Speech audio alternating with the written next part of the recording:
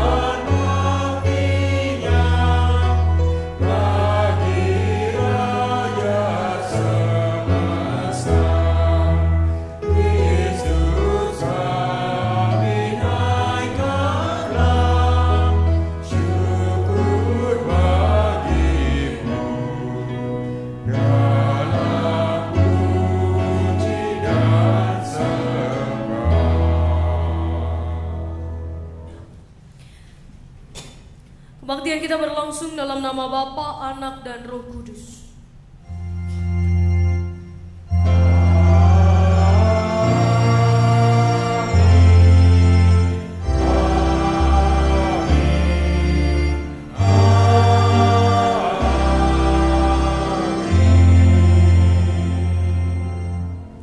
Kasih karunia dan damai sejahtera dari Allah Bapa kita dan dari Tuhan Yesus Kristus menyertai saudara sekalian.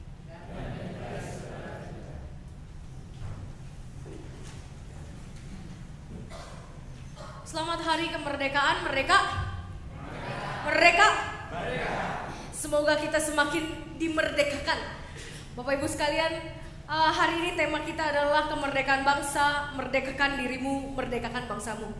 Kita tidak akan pernah memperoleh bangsa yang betul-betul merdeka, merdeka yang sejati, merdeka di dalam segala aspek kehidupan kalau kita sendiri tidak memerdekakan diri kita. Dan hari ini kita mau belajar bagaimana kita memerdekakan diri kita dan apa yang harus kita merdekakan, dari apa diri kita dimerdekakan.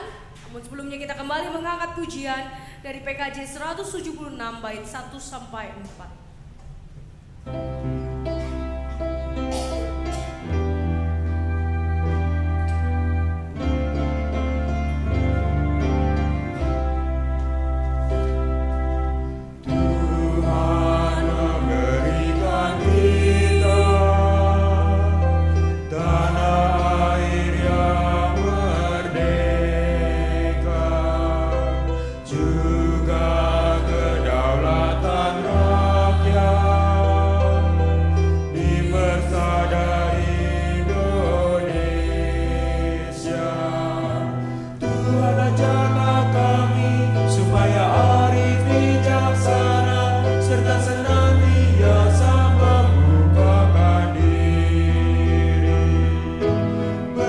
bersemangatkan kasih, saling menjalin pengertian, kami membina dan membangun bangsa ini.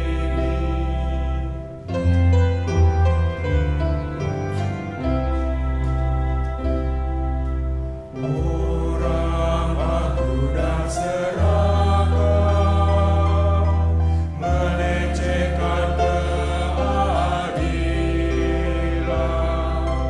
oleh nafsu berkuasa,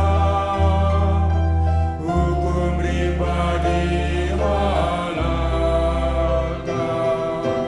Tuhan ajarlah kami supaya arif bijaksana, serta senantiasa membukakan diri. Bersemangatkan kasih, saling menjalin pengertian, kami membina dan membangun bangsa ini.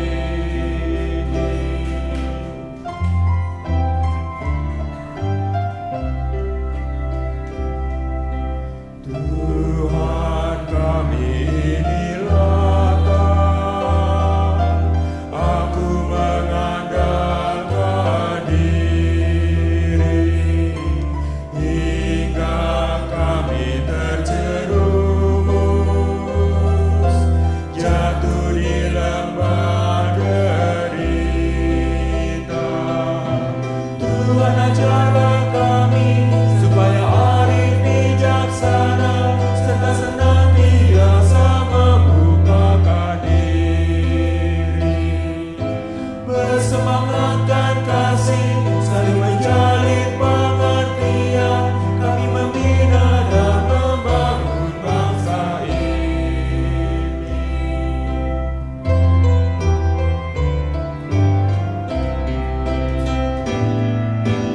Tuhan lihat bangsa kami diterjang gelombang ribut, tolong kami mengatasi kemelut dan kehancuran. Tuhan ajarlah kami supaya arif bijaksana, serta senantiasa membukakan diri. Bersemangatkan kasih, saling menjalin pengertian, kami membina dan membangun bangsa ini.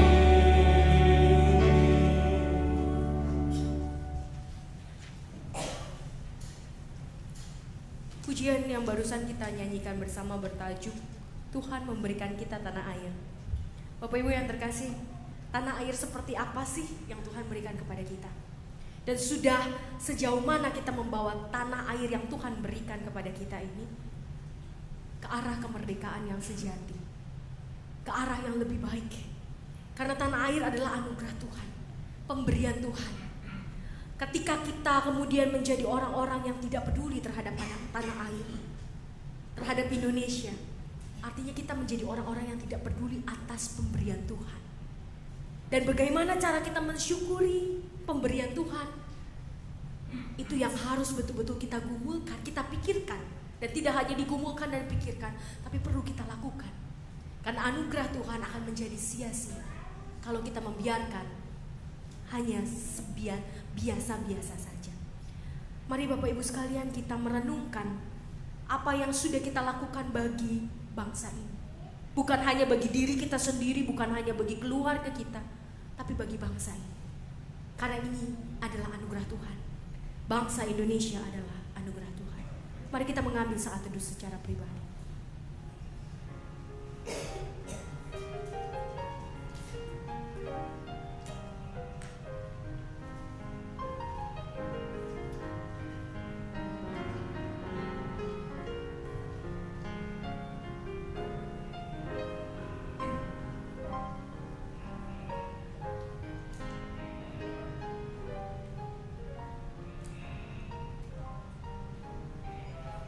Ya Tuhan Allah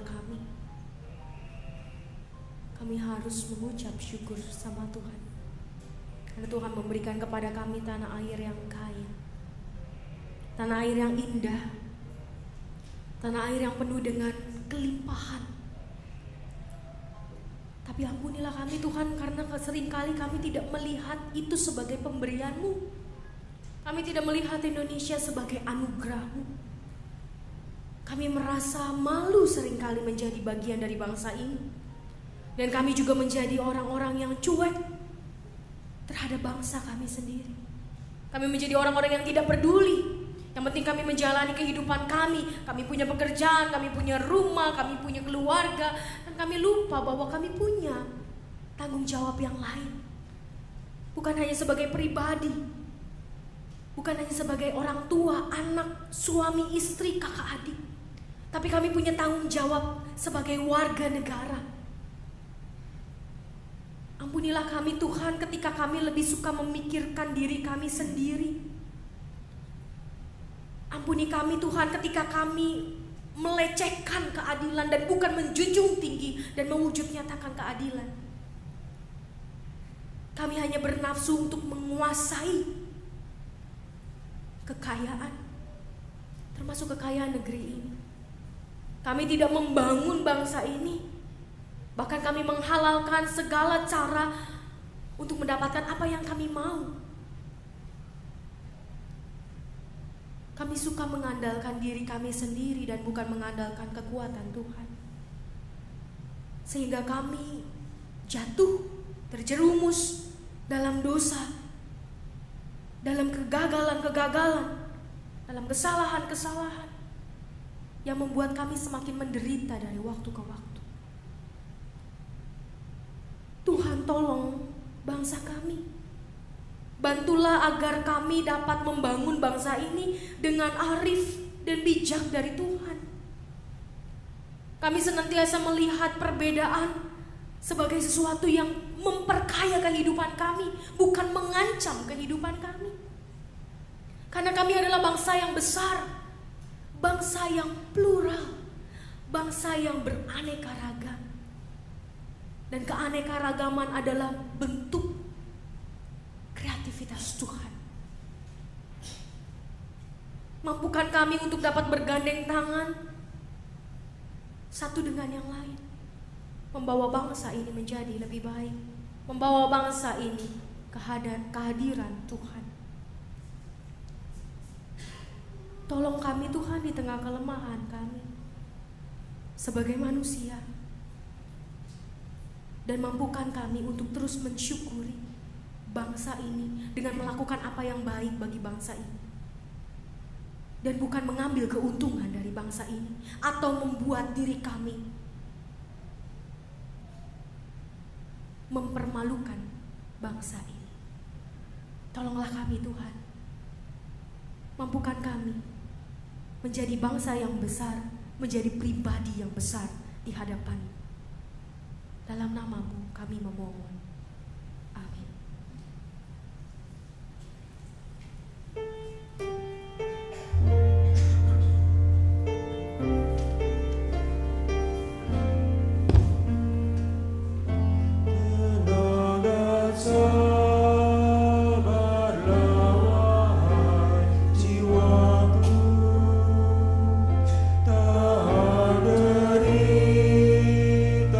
Jangan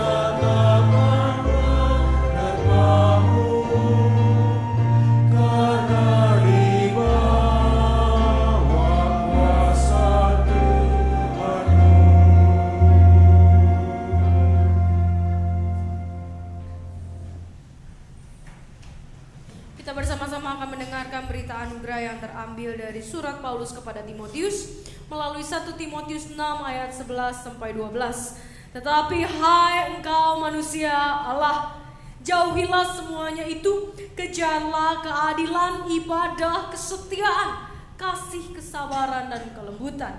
Bertandinglah dalam pertandingan iman yang benar dan rebutlah hidup yang kekal.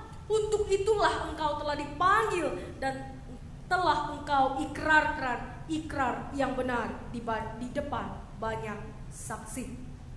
Demikianlah pembacaan berita anugerah dari Tuhan.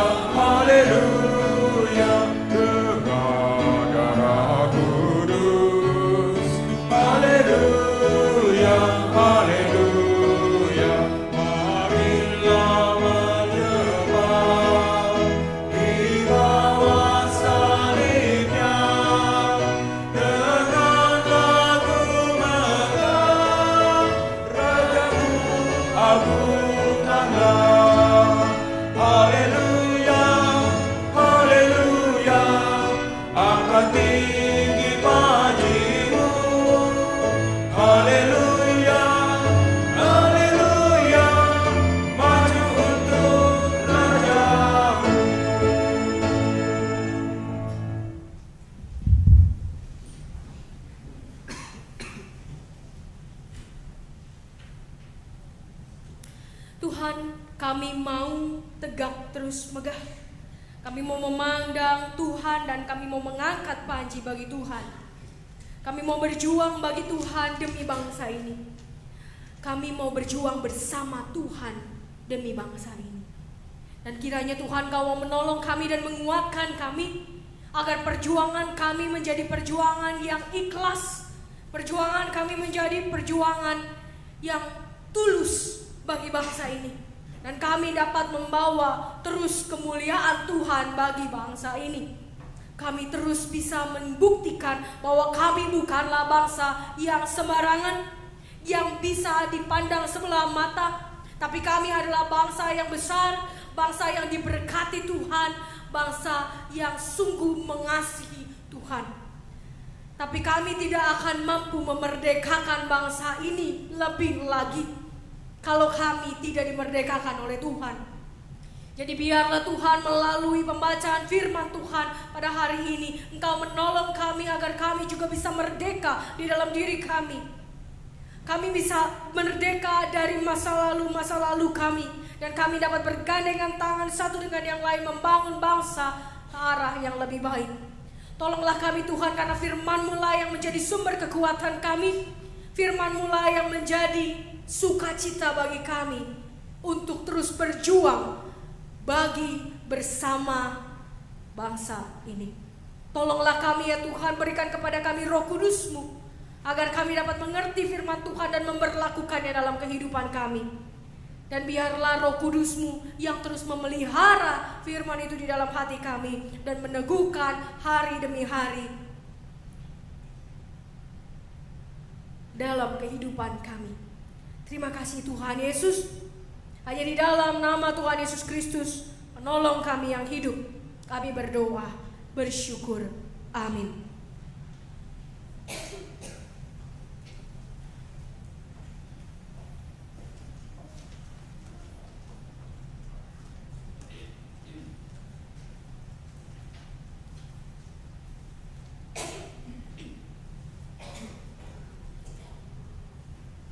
Pembacaan Alkitab dari kitab Kejadian 45 ayat 1 sampai 15. Ketika itu Yusuf tidak dapat menahan hatinya lagi di depan semua orang yang berdiri di dekatnya. Lalu berserulah ia, "Suruhlah keluar semua orang dari sini." Maka tidak ada seorang pun yang tinggal di situ bersama-sama Yusuf ketika ia memperkenalkan dirinya kepada saudara-saudaranya. Setelah itu menangislah ia keras-keras, sehingga kedengaran kepada orang Mesir dan kepada seisi istana Firaun. Dan Yusuf berkata kepada saudara-saudaranya, "Akulah Yusuf. Masih hidupkah Bapa?" Tetapi saudara-saudaranya tidak dapat menjawabnya, sebab mereka takut dan gemetar menghadapi dia. Lalu kata Yusuf kepada saudara-saudaranya itu, "Marilah dekat-dekat." Maka mendekatlah mereka.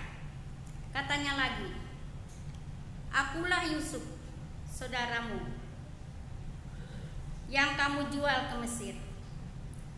Tetapi sekarang janganlah bersusah hati dan janganlah menyesali diri, karena kamu menjual aku ke sini, sebab untuk memelihara kehidupanlah Allah menyuruh aku mendahului kamu. Karena telah 2 tahun ada kelaparan dalam negeri ini, dan selama 5 tahun lagi orang tidak akan membajak atau menuai. Maka Allah menyuruh aku mendahului kamu untuk menjamin kelanjutan keturunanmu di bumi ini dan untuk memelihara hidupmu. Sebagian besar daripadamu tertolong. Jadi bukankah kamu yang menyuruh aku ke sini, tetapi Allah?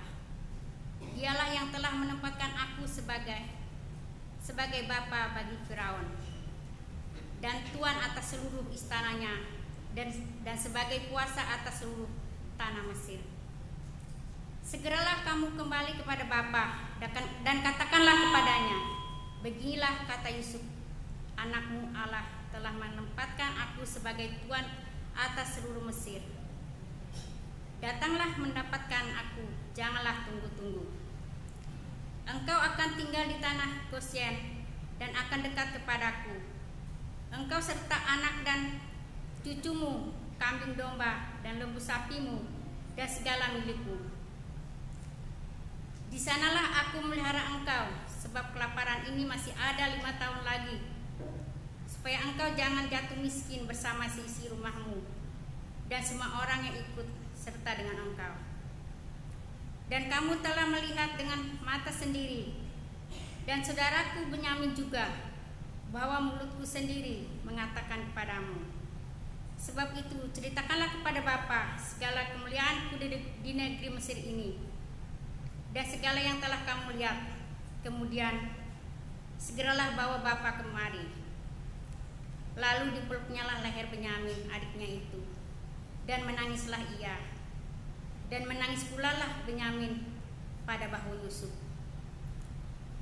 Yusuf mencium semua saudaranya dengan mesra, dan ia menangis sambil memeluk mereka. Sesudah itu barulah saudara-saudaranya bercakap-cakap dengan dia. Demikianlah sabda Tuhan.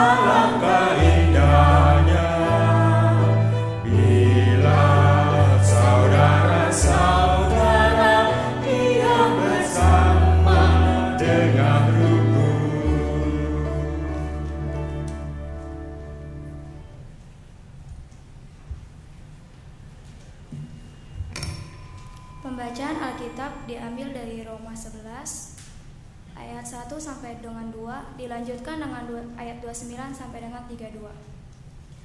Sisa Israel. Maka aku bertanya, adakah Allah mungkin telah menolak umatnya?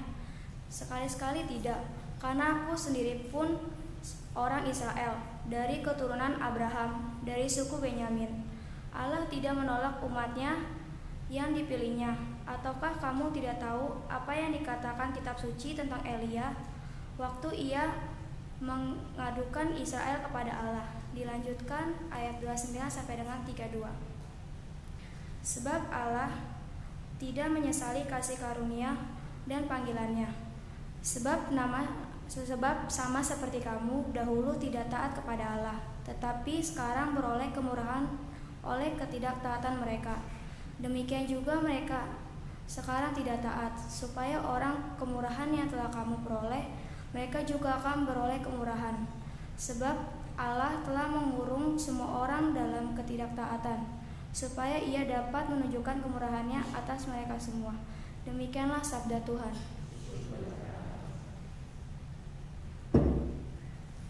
Bacaan Injil terambil dari Matius 15 ayat 21 sampai 28. Lalu Yesus pergi dari situ dan menyingkir ke daerah Tirus dan Sidon.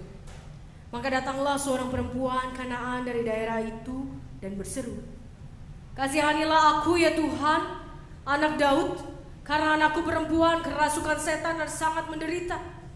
Tetapi Yesus sama sekali tidak menjawabnya. Lalu murid-muridnya datang dan meminta kepadanya, "Suruhlah ia pergi, ia mengikuti kita dengan berteriak-teriak." Jawab Yesus, "Aku diutus hanya kepada domba-domba yang hilang dari umat Israel." Tetapi perempuan itu mendekat dan menyembah Dia sambil berkata, "Tuhan, tolonglah aku." Tetapi Yesus menjawab, "Tidak patut mengambil roti yang disediakan bagi anak-anak dan melemparkannya kepada anjing." Kata perempuan itu, "Benar Tuhan, namun anjing itu makan remah-remah yang jatuh dari meja tuannya." Maka Yesus menjawab dan berkata kepadanya, "Hai ibu, besar imanmu, maka jadilah kepadamu seperti yang kau kehendaki." Dan seketika itu juga anaknya sembuh. Demikianlah Injil Yesus Kristus. Berbahagialah setiap kita yang mendengarkan firman Tuhan, memelihara dan melakukannya. Haleluya. Haleluya. Haleluya. Haleluya.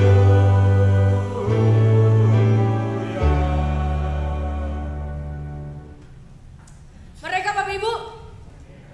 Oh, merdekanya loh Mas. Aduh, udah sore ya Bapak Ibu ya. Kalau tadi pagi masih semangat ya. Kalau udah sore udah beda. Bapak Ibu, sudahkah kita merdeka? Udah? Yakin? Coba kita bilang merdeka. Merdeka. Dan kita mau terus dimerdekakan ya Bapak Ibu sekalian. Karena kita, waduh, ada polisi kecil di belakang. Siapa itu polisi kecil? Bapak Ibu yang terkasih di dalam Tuhan, hari ini kita merayakan ulang tahun kemerdekaan bangsa kita. Memang sebagai bangsa kita sudah merdeka. Kita bebas dari penjajahan, tapi belum 100% gitu ya. Banyak hal di dalam kehidupan kita yang masih membelenggu kita, yang masih menjajah kita. Dan hari ini ketika kita bicara soal tema kemerdekaan bangsa, merdekakan dirimu, merdekakan bangsamu, apa artinya Bapak Ibu sekalian? Ketika kita mau memerdekakan bangsa kita, kita harus memerdekakan diri kita sendiri. Karena kita tidak akan membawa bangsa ini menjadi lebih baik kalau kita tidak membawa diri kita menjadi lebih baik. Kita tidak akan memberikan kemerdekaan bagi bangsa ini bila kita sendiri tidak memerdekakan bangsa kita. Karena kemerdekaan, memerdekakan bukanlah tugas pemimpin-pemimpin kita saja. Bukan tugas presiden, bukan tugas para pejabat, elit politik. Tapi memerdekakan bangsa kita adalah tugas kita juga. Dan ketika kita diberikan tugas mulia itu, membuat merdeka bangsa kita lebih merdeka lagi, lebih baik lagi, artinya kita harus mengusahakan kemerdekaan yang kita miliki pun dengan lebih sungguh. Nah Bapak Ibu sekalian, ini adalah minggu ketiga kita bicara soal kemerdekaan.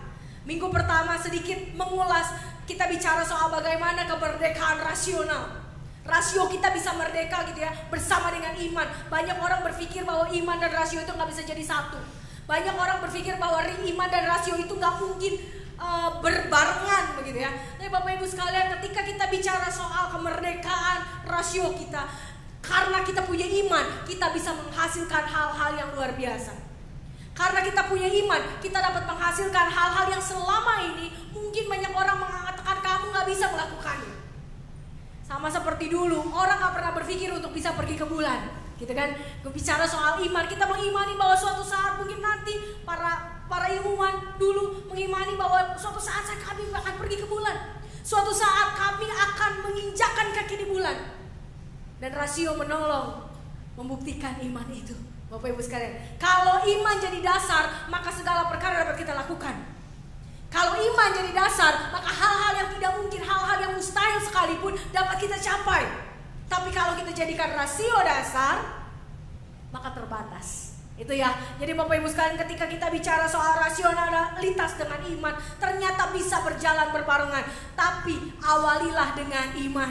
Karena iman membuat rasionalitas kita menjadi lebih baik, menjadi lebih maju, menjadi lebih jauh berpikir.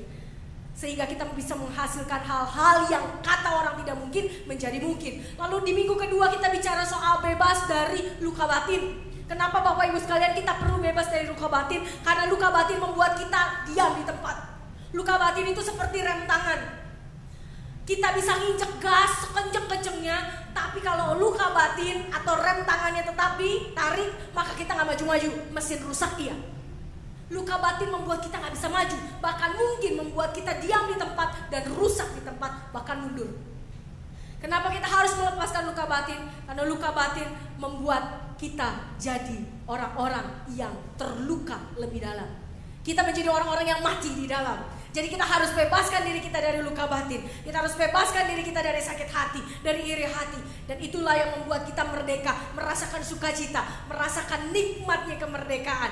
Merdeka dari sakit hati, merdeka dari luka-luka lama, dan membuat hidup kita menjadi lebih baik. Dan hari ini kita berbicara soal kemerdekaan bangsa. Kita tadi membaca bersama bagaimana Yusuf memerdekakan bangsa Israel. Mula-mulanya sebelum menjadi bangsa Israel yang bangsa yang besar itu. Bangsa Israel adalah keturunan-keturunan Yusuf dan saudara-saudaranya 12. Menjadi 12 suku bangsa Israel. Bapak Ibu yang terkasih, sebelum dia membebaskan atau memerdekakan saudara-saudaranya, Yusuf memerdekakan dirinya sendiri dulu. Kenapa? Karena orang yang tidak pernah makan es krim tidak akan bisa bicara soal es krim. Betul kan?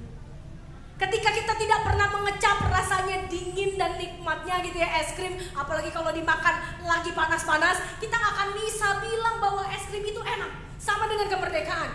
Ketika kita mau bilang bahwa saya mau memerdekakan kamu, tapi saya sendiri belum mengalami kemerdekaan, itu sama saja omong kosong Bapak Ibu sekalian. Orang yang merdeka baru bisa memerdekakan orang lain. Kalau enggak, orang buta menuntun orang buta. Oleh karena itu Yusuf memerdekakan dirinya.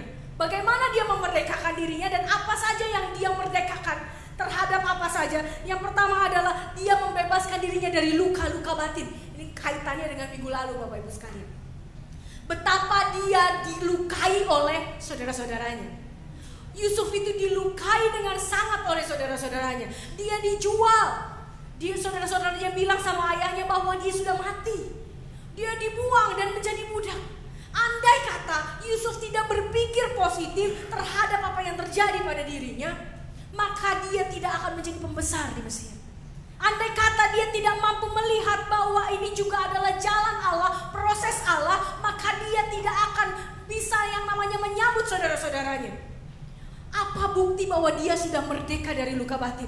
Bapak Ibu sekalian, tadi kita membaca dari Kejadian 45 ayat 1-15. Di situ dikatakan bahwa Yusuf menangis. Kalau saya jadi Yusuf, atau mungkin kita semua jadi Yusuf yang masih terluka oleh perlakuan saudara-saudaranya, kita tidak akan memperkenalkan diri. Hei, saya ini saudaramu, sambil menangis. Andai kata kita memperkenalkan diri, kita akan bilang, nih lihat, dulu lu buang gua, sekarang gua jadi begini, nasib lu. Nah gitu ya Bapak Ibu sekalian, lihat gua. Dan itu yang mungkin terjadi kalau Yusuf tidak membebaskan dirinya dari sakit hati sama keluarganya, sama saudara-saudaranya. Atau mungkin dia memilih, ya udah mendingan mereka gak tahu. Nanti kalau mereka tahu, mereka bisa menghancurkan saya lagi, mereka bisa menyakiti saya lagi. Saya gak mau. Mendingan mereka tahu bahwa saya adalah orang Mesir dan bukan orang Israel, bukan saudara-saudara mereka. Dan biarlah mereka tetap menjadi budak di tanah saya. Bisa. Tapi respon yang diberikan oleh Yusuf bukanlah respon yang memendam sakit hati. Dia memerdekakan dirinya dari sakit hati itu. Dia memerdekakan dirinya dari pikiran negatif tentang saudara-saudaranya. Karena bisa saja namanya Yusuf yang namanya ingatan yang menyakitkan itu lebih nempel ya Bapak Ibu daripada ingatan yang menyenangkan. Jarang orang itu mengingat yang menyenangkan, lebih suka dan lebih banyak orang itu mengingat hal yang menyakitkan. Dan Yusuf bisa saja melakukan itu, tapi dia tidak melakukan itu. Dia membebaskan dirinya dari sakit hatinya, dari marahnya, dari bencinya, dari prasangka buruknya. Lalu kemudian dia juga membebaskan dirinya dari kemiskinan. Miskin apa Bapak Ibu sekalian? Karena memang Yusuf adalah orang yang dibawa oleh Firaun begitu, dan dipercaya oleh Firaun dan akhirnya menjadi pembesar di Mesir. Bagaimana dia membebaskan kemiskinan? Kemiskinan di sini bukan soal kemiskinan harta saja, tapi kemiskinan kasih. Dia nggak mau jadi orang yang miskin kasih. Dia mau menjadi orang yang kaya akan kasih. Makanya dia mengampuni saudara-saudaranya, dan dia betul-betul merangkul saudara-saudaranya. Dia membebaskan dirinya dari miskin kasih, karena orang yang miskin kasih tidak akan mampu mengasihi orang lain. Orang yang citra dirinya buruk, orang yang memandang dirinya buruk, orang yang memandang dirinya selalu harus dikasihani, tidak akan mampu mengasihani orang lain. Dan Yusuf membebaskan dirinya dari kemiskinan hati. Dia membebaskan dirinya dari kemiskinan hati. Dia mau menjadi orang yang kaya akan kasih, dan dia memberikan kasih itu kepada saudara-saudaranya. Dia juga membebaskan diri dari kebodohan, Bapak Ibu sekalian. Dalam arti kebodohan seperti apa? Kebodohan itu kadang-kadang orang tidak mau belajar. Orang yang bodoh itu bukan karena Tuhan menciptakan orang itu bodoh. Tuhan tidak pernah menciptakan orang bodoh. Tuhan tidak pernah menciptakan orang bodoh. Tidak ada orang bodoh, yang ada orang malas. Malas mengembangkan diri, malas berpikir, malas berefleksi, malas bertanya sama Tuhan. Tuhan, kenapa ini terjadi? Karena kalau kita bertanya sama Tuhan, Tuhan pasti jawab. Dan Yusuf, mungkin dia bertanya ketika dia dibuang oleh saudara-saudaranya, dia bertanya, Tuhan, kenapa ini harus terjadi? Kenapa ini harus terjadi? Dan Tuhan memberikan kepada dia jawaban yang membuat dia bisa menjawab. Bapak Ibu sekalian, kalau tadi kita memperhatikan ayatnya yang ke-11, karena Tuhan yang mengutus aku lebih dulu supaya aku bisa memelihara kehidupanmu. Kenapa Yusuf bisa tahu? Kenapa Yusuf bisa melihat itu? Karena dia juga terus menggali imannya. Dia yakin bahwa Tuhan selalu memberikan yang terbaik. Dia yakin bahwa Tuhan selalu memberikan apa yang terindah dalam hidupnya. Sampai Yusuf bisa bilang, kau boleh mereka-rekakan hal yang buruk kepadaku, tapi Tuhan mengubahkannya menjadi kebaikan. Kenapa? Karena iman juga dia latih. Dia membebaskan dirinya dari kebodohan iman. Kalau dia hanya bertahan dalam kebodohan imannya, dia akan mengatakan, ya udahlah, emang saya harusnya jadi budak. Dia tidak akan menaikkan harga dirinya, kualitas dirinya sebagai anak Tuhan. Dan dia akan menjadi budak seumur hidupnya. Karena dia merasa, ya udah, saya sudah dibuang, memang saya tidak layak. Saya ini adalah seorang pemimpi yang kebanyakan mimpi. Mimpinya ketinggian, memang gak bisa apa-apa, dan akhirnya jadi budak. Yusuf tidak berhenti sampai situ. Yusuf menggali potensi dirinya. Yusuf terus belajar. Yusuf terus mencari kehendak Allah, sehingga dia bisa mengatakan sama saudara-saudaranya, hei, kamu jangan takut sama saya. Saya ada di sini karena Tuhan menghendaki saya duluan ada di sini untuk memelihara hidupmu. Luar biasa Bapak Ibu sekalian. Tidak mudah untuk berkata seperti itu terhadap orang-orang yang menyakiti kita. Tapi Yusuf punya cara pandang yang luar biasa. Kenapa? Karena dia melatih cara pandang itu. Dia melatih cara pandang. Karena cara pandang itu tidak bisa hanya sekejap saja gitu ya. Tuhan, saya mau memiliki cara pandangmu, tiba-tiba kita langsung berhikmat. Enggak. Kita harus belajar, kita harus menggalinya lewat firman Tuhan. Kita harus berefleksi terhadap hidup kita, sehingga hidup kita tidak segitu-segitu saja. Apa dampak kisah Yusuf ini bagi kita bangsa Indonesia? Ketika kita mau memerdekakan diri. Tadi kita bicara soal merdeka dari luka batin. Bapak Ibu sekalian, sejarah bangsa ini penuh dengan peperangan. Peperangan bukan melawan penjajah saja, tapi melawan bangsa, suku dengan suku. Bapak Ibu sekalian, orang luar negeri, orang luar yang tidak tinggal di tengah bangsa ini mungkin dapat melihat, wah luar biasa ya Indonesia. Namanya hidup berdampingan tuh luar biasa, aman, tentram, damai. Kok bisa ya begitu banyak suku bangsa hidup di dalam satu negara? Karena ngurusin Indonesia sebetulnya seperti ngurusin seluruh dunia. Terlalu banyak orang, terlalu banyak cara pandang, terlalu banyak kebudayaan, terlalu banyak kekayaan. Bapak Ibu sekalian, Orang luar mungkin bisa melihat begitu, dan kita sendiri yang mengalaminya di sini mungkin kita tidak melihat tidak seperti itu tuh. Di sini suku bangkit melawan suku. Di sini suku punya paradigma yang salah terhadap suku yang lain, atau mungkin paradigma negatif. Kenapa? Karena sejarah. Bapak Ibu sekalian, buat saya orang keturunan Tionghoa 98 menjadi trauma tersendiri. Saya mungkin juga Bapak Ibu sekalian yang adalah keturunan Tionghoa juga merasakan bahwa 98 tuh cukup mengejutkan dan menyakitkan begitu ya. Bagaimana sejarah bangsa ini sampai membuat kita seperti itu begitu. Nah Bapak Ibu sekalian, ketakutan itu sejarah masa lalu bisa membuat kita tidak bergaul dengan orang lain. Dan kita merasa bahwa kita selalu dizolimi begitu kan. Kita merasa bahwa diri kita selalu dihindari, selalu memang yang gak bisa lah bergaul dah. Memang kita sudah ditolak bisa. Tapi tidak, harusnya tidak seperti itu. Dan Yusuf membuktikan bahwa dia bisa. Kalau Yusuf bisa, maka artinya kita juga bisa. Dia dizolimi dengan luar biasa oleh saudara-saudaranya, tapi dia bisa merangkul saudara-saudaranya. Dia bisa membawa saudara-saudaranya menuju keselamatan, mengenal kasih Allah, mengenal kasih karunia Allah. Bapak Ibu yang terkasih di dalam Tuhan, trauma itu pasti ada. Tapi kalau kita hanya sekedar mengingat masa lalu dan gak mau maju bersama di masa depan, maka bangsa ini akan tetap menjadi bangsa yang korup, menjadi bangsa yang bobrok, menjadi bangsa yang segitu-segitu aja.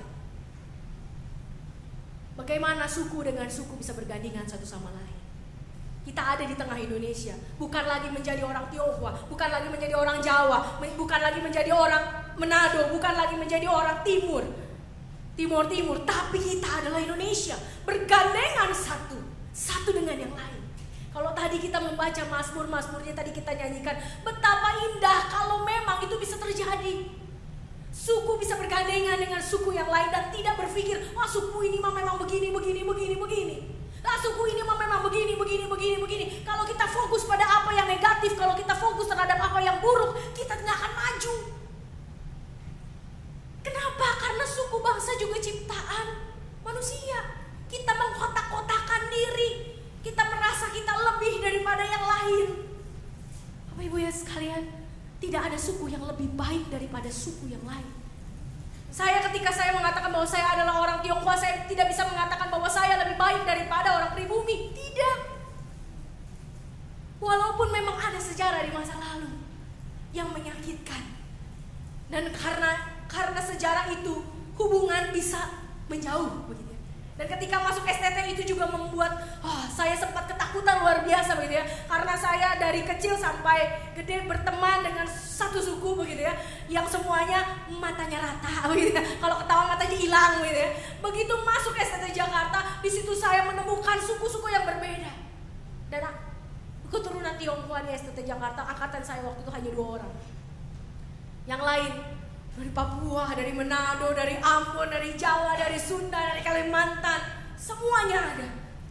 Sempat takut Bapak Ibu sekalian. Kenapa? Karena waktu 98 yang namanya ngejarah, waktu itu dekat rumah saya di Kedoya itu ada Gelael, ada Gunung Agung, ada KFC, dan itu semua dijarah habis, dibakar, dan setelah menjarah dan membakar lewat depan rumah saya ketakutan luar biasa. Dan sejak peristiwa 98, saya ke sekolah isi tas bukan lagi buku, tapi balok. Khususnya waktu saya SMA. Saya SMA pulang pergi, saya naik angkutan umum. Itu namanya dibilangin Cina. Aduh sakit hati Bapak Ibu sekalian. Benar gitu ya. Dan membuat saya takut dan trauma. Dibilang amoy atau dicolek. Begitu. Aduh takut Bapak Ibu sekalian, jujur saja. Dan kenapa isinya bukan buku, jadi kalau mulai dicolek langsung saya hantem begitu ya. Kenapa? Karena saya takut luar biasa. Tapi ketika saya masuk STT Jakarta, di situ Tuhan memperkenalkan sama saya bahwa kamu memang punya masa lalu. Kamu mungkin takut sama suku yang lain, tapi saya mau kasih tahu bahwa tidak semua orang seperti itu. Dan saya mendapatkan sahabat-sahabat terbaik di STT Jakarta adalah orang-orang pribumi asli. Begitu juga suami saya, seorang pribumi asli. Walaupun sempat takut luar biasa, tapi Bapak Ibu sekalian, kita lihat bagaimana Yusuf diubahkan oleh Tuhan. Kita lihat bagaimana Yusuf melihat bahwa setiap hal yang negatif pun bisa diubahkan Tuhan menjadi kebaikan. Tapi lepaskanlah diri dari stigma negatif terhadap orang lain. Karena kalau kita melihat negatif terus, nggak akan maju. Lepaskanlah diri kita dari luka batin masa lampau, supaya kita bisa bergandengan tangan bersama membawa bangsa ini menjadi lebih baik. Bukan hanya satu suku, tapi semua suku yang ada di Indonesia. Dan kita tidak melihat mereka mengancam kita, tapi kita melihat mereka memperkaya kita sebagai bangsa. Lalu kemudian ketika kita juga sebagai bangsa, kita harus memerdekakan diri dari prasangka-prasangka, stigma-stigma diri yang buruk. Bukan hanya melihat orang lain buruk, tapi melihat diri buruk. Bangsa Indonesia adalah bangsa karet. Kenapa bisa dibilang bangsa Indonesia adalah bangsa karet? Karena selalu terlambat. Oh, terlambat ya? Biasalah orang Indonesia. Bukankah dengan begitu kita mempermalukan diri sendiri? Bukankah dengan kita mengatakan bahwa stigma orang Indonesia tuh memang korup? Korupnya bukan hanya korup uang, tapi korup waktu. Mau rapat terlambat, masuk kantor terlambat, ibadah terlambat, semuanya terlambat. Memang kan kita Indonesia, dan bangga lagi ngomong begitu. Bahaya Bapak Ibu sekalian. Kita nggak boleh seperti itu. Kita mengatakan bahwa oh kalau di lampu merah yang namanya motor belon hijau udah maju, itu Indonesia. Memang cuma saya temukan di Indonesia Bapak Ibu sekalian. Kalau keluar begitu, rapi, aman. Yang namanya orang tuh benar-benar saling menghormati di jalan begitu. Tapi begitu nyampe Indonesia, astaga, masih merah, bahkan belum kuning, apalagi hijau begitu ya. Masih merah, orang nyosor aja, dan kita mengatakan ya namanya Indonesia. Dengan begitu kita mendiskreditkan bangsa sendiri. Apa yang harus kita lakukan? Ubah, mulai dari diri kita. Kita ini bangsa Indonesia. Ubah diri kita dan jangan memakai stigma itu. Semakin kita pakai stigma itu pada diri kita, kita gak akan merdeka terus begitu saja. Gak akan maju. Lepaskan stigma itu bahwa orang-orang Indonesia adalah orang-orang yang tepat waktu. Jadikan pribadi kita menjadi pribadi yang tepat waktu. Orang Indonesia adalah orang yang taat hukum, taat aturan. Kenapa? Karena aturan juga berasal dari Allah. Pemerintah juga adalah tangan kanan Allah buat bangsa ini. Maka kita akan menjadi orang-orang yang taat hukum. Namanya lampu merah, ya diam. Berhenti, bukan maju, bukan ngegas. Bapak Ibu yang terkasih di dalam Tuhan, apalagi yang harus kita bebaskan, kita merdekakan sebagai bangsa. Kemiskinan. Miskin di sini bukan hanya sekedar miskin ekonomi, tapi tadi ada miskin hati, miskin kasih, juga miskin pengetahuan. Nanti kaitannya dengan kebodohan. Janganlah kita menjadi bangsa yang miskin. Kenapa? Karena bagaimanapun orang yang miskin adalah orang yang selalu meminta-minta. Kompas tahun 2007 Bapak Ibu sekalian, sudah lama sekali. Saya ingat satu artikel yang sampai saat ini terbenam sekali di ingatan saya. Dikatakan di dalam satu artikel di dalam Kompas, dikatakan bahwa Indonesia adalah bangsa peminta-minta. Sakit hati saya sebagai orang Indonesia. Tapi betul, bangsa kita adalah bangsa yang suka minta-minta. Ketika kita mulai menjadi orang yang miskin, maka kita akan selalu menjadi orang yang minta-minta. Tapi ketika kita memperkaya hidup kita, bekerja lebih keras, berusaha lebih keras, maka kita tidak akan menjadi bangsa yang peminta-minta, tapi kita menjadi bangsa yang mampu memberi. Nah, kita bisa bilang, oh memang kita kan sudah miskin. Tuhan tidak menghendaki kita miskin. Sama seperti Tuhan tidak menghendaki saudara-saudara Yusuf berada di dalam bawah kemiskinan. Makanya ada Yusuf untuk mengangkat. Tapi hidup mereka juga harus berubah. Hidup mereka harus berubah, tidak lagi menjadi bangsa peminta-minta. Dan ketika kita mengatakan bahwa oh emang orang Indonesia mau banyak peminta-minta, dan kita menempelkan stigma itu lagi, ya sudah, kita betul-betul jadi bangsa peminta-minta. Naikkan standar hidup kita Bapak Ibu sekalian. Bukan standar hidup dalam arti oh segala sesuatu beli, mobil harus merek ini dan ini harus merek ini, bukan begitu. Tapi bekerjalah lebih keras sehingga apa? Sehingga kita tidak mengandalkan hidup kita pada orang lain. Kita mengandalkan hidup kita bersama dengan Tuhan, karena Tuhan akan membawa kita kepada hal yang lebih baik. Kita tidak akan menjadi orang yang minta-minta, tapi kita akan menjadi orang yang selalu memberi. Itu bangsa kita. Jadikanlah bangsa kita menjadi bangsa pemberi, bukan pembangsa peminta-minta seperti artikel Kompas 2007. Dan 7 tahun sudah berlalu, saya rasa Indonesia memang masih menjadi bangsa yang peminta-minta. Tapi kalau anak-anak Tuhan berubah, maka bangsa ini tidak lagi menjadi bangsa peminta-minta, tapi bangsa yang selalu berusaha melakukan yang terbaik. Bangsa yang mau bekerja keras, bangsa yang mau berletih-letih ke hulu, berenang-renang ke tepian. Bangsa yang mau melihat kemajuan dan bukan kemunduran. Bebaskan diri kita dari kebodohan. Bodoh di sini bukan hanya bodoh pendidikan. Orang yang bodoh secara pendidikan, dia hidupnya akan segitu-segitu saja. Tapi orang yang pandai, orang yang mampu terus mengekspresikan diri, yang terus menggali potensi diri, menjadi orang-orang yang luar biasa. Dan kita bukan hanya menjadi bangsa Indonesia, tapi kita adalah bangsa kerajaan Allah. Kita juga anak-anak Allah.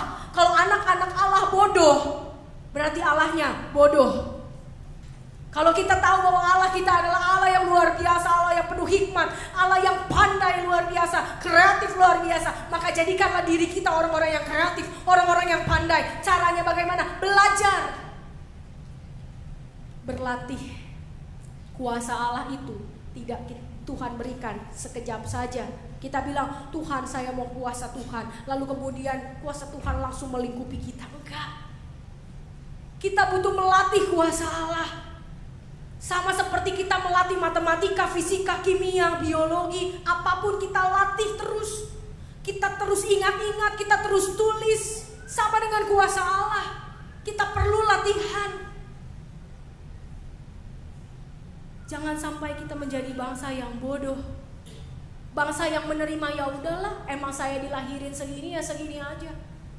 Jadilah bangsa yang punya standar Allah. Paling tidak buat kita anak-anak Allah, hiduplah sesuai dengan standar Allah dan bukan standar dunia ataupun stigma orang Indonesia.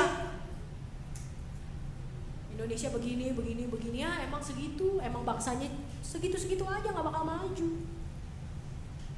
Bebaskan diri dari kebodohan, belajarlah lebih banyak, berlatihlah lebih banyak, ambillah ilmu sebanyak-banyaknya, agar kita menjadi pribadi yang bisa memerdekakan diri dari kebodohan.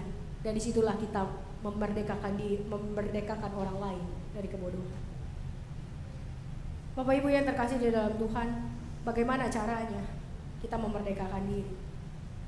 Ingat, yang memerdekakan kita itu bukan presiden kita. Yang memerdekakan kita itu bukanlah elit politik. Yang memerdekakan kita bukanlah pemimpin-pemimpin kita di DPR, MPR. Tapi yang memerdekakan kita adalah Tuhan. Jadi bergantunglah pada Tuhan. Carilah Tuhan lebih dahulu. Karena kemerdekaan mutlak, kemerdekaan sejati hanya kita dapatkan dari Tuhan, bukan dari manusia. Manusia itu terbatas dan kemerdekaan yang mampu mereka berikan kepada kita juga terbatas. Tapi Tuhan mampu memberikan kepada kita kemerdekaan yang sejati, yang sesungguhnya. Jadi mintalah kepada Tuhan, diri kita dimerdekakan. Mintalah sama Tuhan, kita punya semangat untuk memerdekakan diri, untuk tidak membawa diri tetap bodoh, untuk tidak membawa diri tetap miskin, untuk tidak membawa diri tetap seadanya. Karena Tuhan memang menerima kita apa adanya, tapi Dia tidak pernah mau membiarkan diri kita seadanya. Jadi Bapak Ibu sekalian, saudara-saudara yang terkasih, mintalah pada Tuhan. Roma 11 ayat 29 mengatakan bahwa kemerdekaan itu berasal dari Allah, bukan dari yang lain. Jadi carilah Allah supaya kita bisa menjadi orang-orang yang merdeka, hidup sesuai dengan standar Allah. Yang kedua, Roma 11 ayat 32 mengatakan soal ketaatan. Kita ini adalah orang-orang yang tidak taat. Tapi ketika kita sudah diberikan kemerdekaan, ya masa masih mau tidak taat? Taat membuat kita merdeka. Paling tidak merdeka dari rasa takut ketika kita taat terhadap peraturan. Orang yang tidak pernah mencuri tidak akan takut ditangkap karena mencuri. Orang yang tidak pernah berbohong tidak akan pernah takut kebohongannya terbongkar, karena memang tidak perlu ada yang ditutup-tutupi. tidak akan bisa dicari-cari kesalahannya. Kenapa? Karena memang dia tidak melakukan kesalahan. Jadi mulailah taat sama Tuhan, mulailah taat sama aturan. Di situ kita merdeka. Merdeka dari rasa takut, merdeka dari omongan orang, merdeka dari banyak hal. Kenapa? Karena hidup kita benar. Dan orang tidak akan mengambil dan menemukan kesalahan dalam hidup kita. Walaupun memang kita tidak sempurna, oleh karena itu kita latihan. Latihan untuk taat setiap hari. Latihan untuk taat setiap hari. Dan yang ketiga, Matius 5 ayat 23. Bapak Ibu sekalian, tadi kita membaca sebuah kisah. Tuhan seakan-akan kok kasar banget sama perempuan Samaria ini. Aku tidak akan memberikan apa yang disediakan bagi bangsa Israel, bagi anak-anak Allah, bangsa pilihan, kepada anjing. Dianggap anjing. Bukan berarti Tuhan Yesus lagi mengata-ngatai perempuan Samaria itu.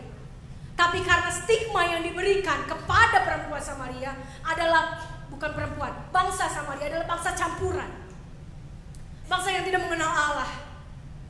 Tuhan ketika dia berkata begitu bukan bermaksud untuk merendahkan perempuan Samaria itu. Karena bagaimanapun perempuan Samaria itu juga Tuhan ciptakan. Tapi kenapa dia mengatakan demikian sama perempuan Samaria itu? Dia mengumpamakan bahwa perempuan Samaria itu anjing. Kenapa Tuhan melakukan itu? Karena Tuhan mau dia berusaha. Kemerdekaan bukanlah sesuatu yang bisa dialami sekejap saja. Bangsa Israel pun diobok-obok sama Tuhan, dilatih, digodok sama Tuhan 40 tahun. Itu pun belum sempurna, tapi mereka berusaha untuk terus menjadi sempurna. Bukan karena Tuhan menolak atau Tuhan tidak menunjukkan belas kasihan kepada kita ketika kita berdoa dan kita tidak mendapat apa yang kita inginkan. Tapi karena Tuhan mau kita berusaha untuk mendapatkan apa yang kita inginkan juga. Dan itulah yang dialami oleh perempuan Samaria.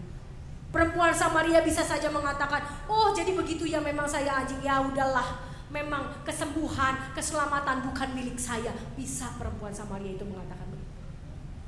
Tapi perempuan Kanaan kok jadi Samaria? Perempuan Kanaan, Bapak Ibu sekalian. Tapi ternyata dia tidak melakukan itu. Dia terus berusaha, dia membujuk Yesus. Dikatakan di dalam ayatnya yang ke-27, kata perempuan itu, benar Tuhan, namun anjing itu makan remah-remah yang jatuh dari meja tuannya. Dia terus berusaha membujuk Yesus. Dia terus berusaha menyatakan imannya kepada Yesus. Dan Yesus mengatakan, maka Yesus menjawab dan berkata kepadanya, hai ibu, besar imanmu, maka jadilah kepadamu seperti yang kau kehendaki. Dan seketika itu juga anaknya sembuh. Kemerdekaan perlu kita usahakan, bukan sesuatu yang kita dapatkan sekejap mata. Kemerdekaan adalah sesuatu yang perlu kita terus usahakan, perlu kita kerjakan. Bukan hanya sesuatu yang secara instan dapat kita peroleh, lalu kita ongkang-ongkang kaki saja. Bapak Ibu yang terkasih di dalam Tuhan, 3 hal hari ini, bagaimana supaya kita bisa memerdekakan bangsa kita dan memerdekakan diri kita sendiri. Carilah Tuhan dan jangan cari yang lain dulu. Karena Tuhanlah yang mampu memberikan kepada kita kemerdekaan. Yang kedua adalah taat. Kita bisa merdeka ketika kita menjadi orang-orang yang taat. Taatnya enggak sekali, oleh karena itu ada yang ketiga. Manusia harus berusaha untuk mencapai kemerdekaan, mengusahakan kemerdekaan. Harus ada usaha, harus ada kerja keras. Orang mau tidak dianggap bodoh, dia bekerja keras. Orang mau tidak dianggap miskin, dia bekerja keras. Orang mau dianggap orang yang bersuka cita, bebas dari luka batin, dia harus juga bekerja keras, melatih hatinya agar luka batin bisa ia singkirkan bersama dengan Tuhan. Tapi carilah Tuhan terlebih dahulu, karena dialah sumber kemerdekaan kita. Selamat menikmati kemerdekaan dan selamat mengusahakan kemerdekaan terus menerus. Tuhan Yesus memberkati.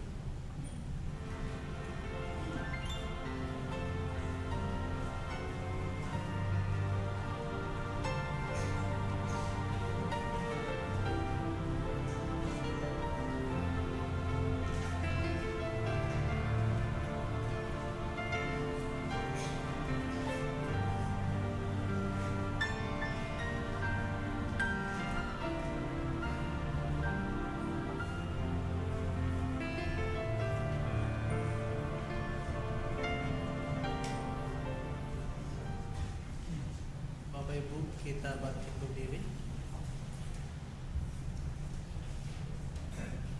Marilah kita bersama dengan umat Allah di masa lalu, masa kini, dan juga masa depan, mengingat pengakuan pada baptisan kita menurut pengakuan iman Rasul.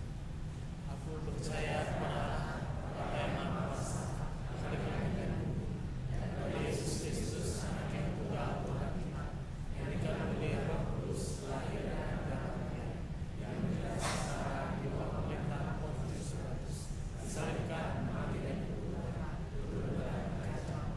Pada hari yang ketiga, bangkit keluar dari tempat naik ke surga, duduk sebelah kanan Allah, Bapa yang Maha Kuasa. Dan dari sana Ia akan datang untuk menghakimi orang hidup dan mati. Aku percaya pada Roh Kudus, gereja yang kudus, persekutuan darah kudus, pengampunan dosa, kebangkitan orang mati dan hidup.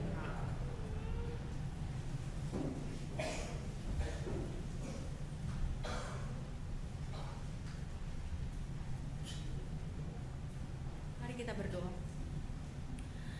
Tuhan, kami mengucap syukur kalau Tuhan telah memberikan kepada kami bangsa yang luar biasa, bangsa yang besar, bangsa yang kaya, bangsa yang sungguh indah. Tapi kami seringkali melihat diri kami sebagai bangsa bukan sebagai sesuatu yang berharga. Bahkan seringkali kami juga mempermalukan bangsa kami sendiri, dan kami juga menciptakan stigma-stigma yang buruk tentang bangsa kami sendiri. Padahal kami ada di tengah Indonesia karena anugerah Tuhan. Kami ada di tengah Indonesia karena Tuhan menginginkan kami memberkati Indonesia. Tuhan, kiranya di ulang tahun kemerdekaan bangsa kami ke-69 tahun, kami semakin menjadi bangsa yang besar, kami semakin menjadi bangsa yang kaya, menjadi bangsa yang pandai, menjadi bangsa yang tidak melihat diri rendah, tapi terus meningkatkan kualitas diri kami sebagai bangsa. Agar kami tidak menjadi bangsa yang diremehkan, kami tidak menjadi bangsa yang dipandang sebelah mata, tapi kami dapat menjadi bangsa yang terus menginspirasi bangsa-bangsa yang ada di sekitar kami. Dan kami bisa mempertahankan apa yang Tuhan telah karuniakan di tengah bangsa ini. Berikanlah kepada kami Tuhan hati yang taat untuk mengikuti peraturan-Mu, untuk melakukan apa yang benar, apa yang baik menurut-Mu. Dan bantulah kami juga Tuhan untuk terus mencari kemerdekaan itu sendiri di dalam kehidupan kami. Kami memohon Kau memerdekakan kami, dan kami berusaha untuk memerdekakan diri kami bersama dengan Tuhan. Karena kami tahu kemerdekaan bukanlah hal yang instan, tapi harus diusahakan terus-menerus seumur hidup kami, sepanjang Tuhan memberikan kepada kami nafas dan kehidupan untuk dijalani. Ajar kami Tuhan untuk tidak menjadi bangsa yang biasa-biasa saja, karena kami juga adalah ciptaan Tuhan yang luar biasa. Jadi ajar kami untuk terus bersama dengan saudara-saudara kami yang berbeda keyakinan, yang berbeda suku bangsa, yang berbeda latar belakang sosial, ekonomi, politik, apapun perbedaan kami. Ajar kami untuk melihat hal-hal yang baik yang ada pada diri mereka, dan terus bergandengan tangan satu dengan yang lain membangun bangsa ini menjadi sesuai dengan kehendak Tuhan. Tolonglah kami ya Tuhan. Berkatilah pemimpin kami, agar pemimpin kami juga mampu membawa persatuan bangsa dan bukan perpecahan bangsa. Berikan kepada mereka hati yang takut akan Tuhan. Berikan kepada mereka hati yang mau mengerti keinginan Tuhan, kehendak Tuhan, dan memperlakukan kehendak Tuhan itu dalam kehidupan mereka. Dan biarlah Tuhan bangsa kami di usia 69 tahun menuju 70 tahun akan menjadi bangsa yang jauh lebih baik daripada waktu-waktu yang sebelumnya. Kami belajar dari kegagalan, kami belajar dari masa lalu, dan kami bangkit dari setiap luka, dari setiap kegagalan, dari setiap hal-hal yang menyakitkan yang kami alami sebagai bangsa di masa yang lampau, dan menatap masa depan yang penuh dengan harapan bersama dengan Tuhan, bersama dengan saudara-saudara kami sebangsa, setanah air. Tuhan, hari ini kami juga mau berdoa untuk program gereja kami, khususnya untuk ulang tahun gereja kami yang ke-30 tahun depan. Tuhan, jadikanlah kami juga menjadi gereja yang semakin merdeka dan memerdekakan diri, memerdekakan sesama. Jadikanlah bangsa kami menjadi, gereja kami menjadi gereja yang mandiri, gereja yang terus mengelola potensi-potensi diri, mengenali potensi-potensi diri, dan terus mengembangkan potensi-potensi diri yang ada. Ajar kami menjadi gereja yang dewasa di dalam segenap aspek kehidupan kami, dalam iman, dalam kasih, dalam pengharapan, dalam pelayanan, dalam persekutuan, agar gereja kami juga menjadi gereja yang terus bekerja untuk membawa kemerdekaan bagi setiap jemaat, bagi setiap orang yang mengenal gereja ini. Tuhan, kiranya Engkau yang mau menolong rekan-rekan, saudara-saudara kami juga yang sedang sakit di dalam kelemahan mereka.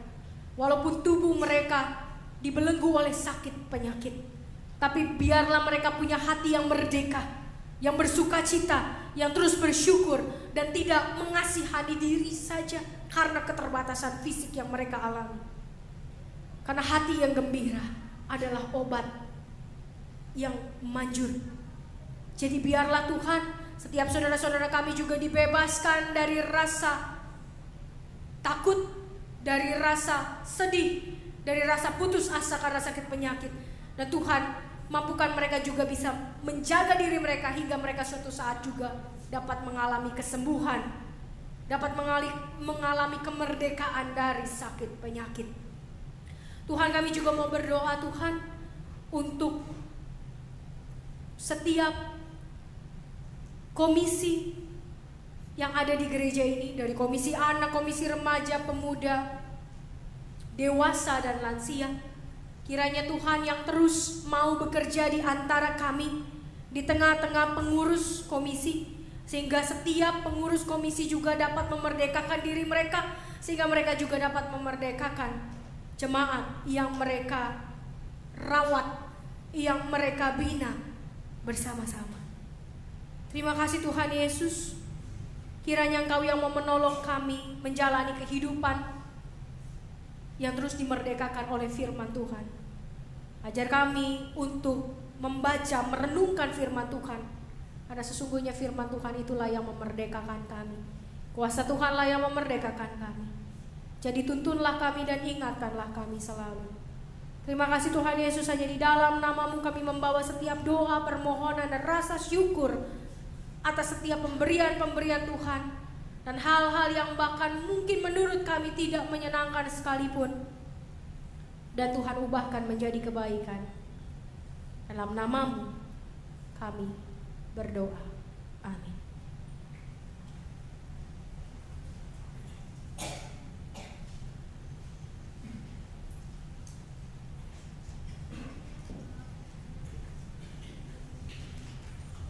Ibu jemaat sekalian, saatnya kita mempersiapkan persembahan kita sebagai wujud ungkapan syukur kita atas anugerah Tuhan di setiap kehidupan kita. Sebelumnya, ayat persembahan akan saya bacakan yang terambil dari Roma 12 ayatnya yang pertama. Karena itu saudara-saudara, demi kemurahan Allah aku menasihatkan kamu supaya kamu mempersembahkan tubuhmu sebagai persembahan yang hidup, yang kudus, dan yang berkenan kepada Allah. Itu adalah ibadahmu yang sejati.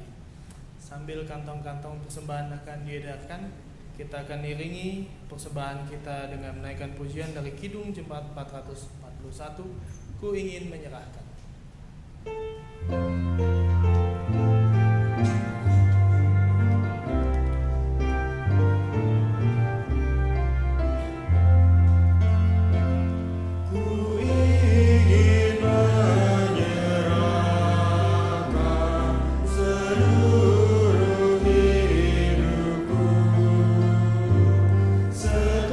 Sekalipun tak layak kepada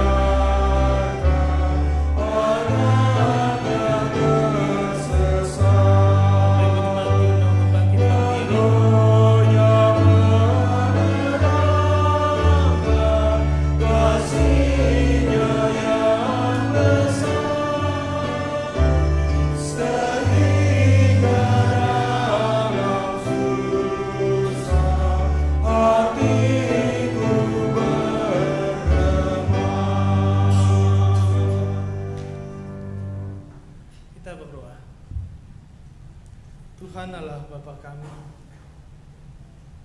kami mengucap syukur Tuhan atas kesempatan beribadah di tempat ini Tuhan. Kami mengucap syukur Tuhan kami boleh mendengarkan firman Tuhan. Dan hari ini Tuhan kami juga mengucap syukur Tuhan atas kemerdekaan 69 tahun bangsa kami Tuhan. Kami bersyukur Tuhan Kau boleh menempatkan kami di tengah-tengah bangsa ini Tuhan. Kami bersyukur Engkau menyertai bangsa ini.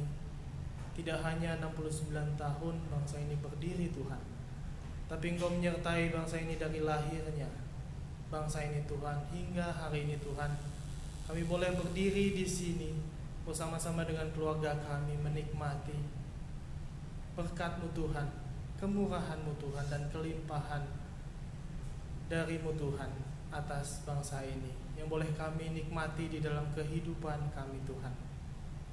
Terima kasih Tuhan. Dan seperti lagu yang kami kumandangkan Tuhan pada saat ini, ku ingin menyerahkan seluruh hidupku. Saat ini kami juga ingin menyerahkan apa yang ada pada kami Tuhan. Persembahan ini kami bawa dengan ungkapan tulus dan syukur atas kehidupan kami ya Tuhan. Kiranya Engkau boleh menerimanya Tuhan, Kau boleh memberkati, menguduskannya Tuhan. Biarlah persembahan kami yang mungkin sedikit ini bagi-Mu Tuhan, boleh Kau pakai bagi kemuliaan nama-Mu Tuhan, bahkan bagi negara ini juga Tuhan. Terima kasih ya Tuhan, izinkan kami melanjutkan ibadah kami hingga akhir. Hanya di dalam nama Tuhan kami Yesus Kristus kami berdoa dan kami mengucap syukur. Amin. Dengan tetap berdiri kita akan menutup ibadah kita sore hari ini, dan kita akan nyanyikan pujian pengutusan kita dari Kidung Jemaat 432, Jika Padaku Ditanyakan.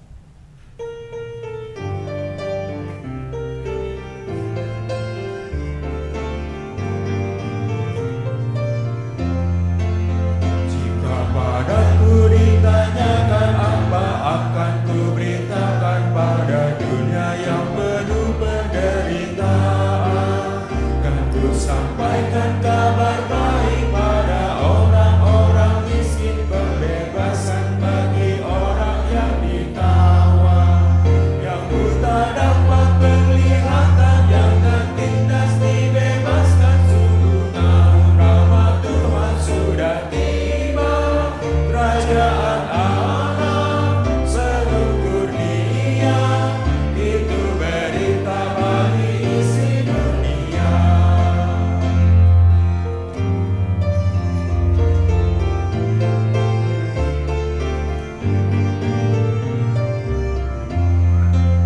Jika padaku ditanyakan apa akan ku sampaikan pada dunia yang penuh dengan cobaan, aku bersaksi dengan kata tapi juga dengan karya, menyampaikan kasih Allah yang sejati.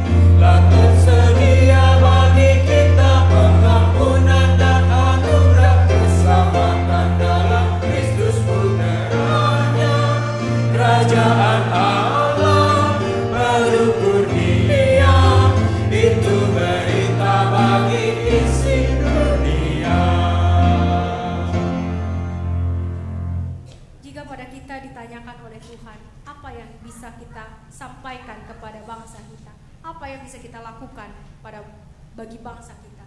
Marilah kita bersama-sama mencari tahu dan terus menetapkan hati untuk memberikan yang baik lewat karya, lewat kata, menyampaikan kasih Allah bagi bangsa ini. Arahkanlah hatimu kepada Tuhan. Jadilah saksi Kristus. Terpujilah Tuhan. Pergilah dengan sejahtera dan terimalah berkat Tuhan. Tuhan memberkati engkau dan melindungi engkau. Tuhan menyinari engkau dengan wajahnya dan memberi engkau kasih karunia. Tuhan menghadapkan wajahnya kepadamu dan memberi engkau damai sejahtera. Amin.